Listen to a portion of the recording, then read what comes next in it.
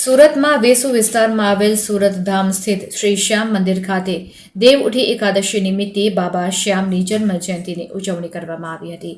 આ પ્રસંગે મંદિર પરિસરને રમકડા અને ચોકલેટથી આકર્ષક રીતે શણગાર કરવામાં આવ્યો હતો। તેમની જન્મ જયંતિ નિમિત્તે બાબા શ્યામની ડ્રાયફ્રૂટ્સના તોરણોથી શણગારવામાં આવ્યા હતા। સવારે મંગળા આરતીથી જ દર્શન માટે ભક્તોની લાંબી કતારો લાગી હતી, જે મોડી રાત સુધી ચાલુ રહી હતી। આ પ્રસંગે હજારો ભક્તોએ બાબાને ચિહ્ન અર્પણ કર્યું હતું। શ્રી શ્યામ સેવા ટ્રસ્ટ દ્વારા ભજન સંધ્યાનું આયોજન કરવામાં આવ્યું હતું, જેમાં સ્થાનિક ગાયકો ઉપરાંત મુંબઈથી આમંત્રિત ભજન ગાયક મનોજ મિશ્રાએ ભજનો રજૂ કર્યા હતા। બાબા શ્યામની જન્મ જયંતિ પર બાબાને 1100 કિલો મિલ્ક કેક અર્પણ કરવામાં આવી હતી, જેનું ભક્તોમાં વિતરણ કરવામાં આવ્યું હતું।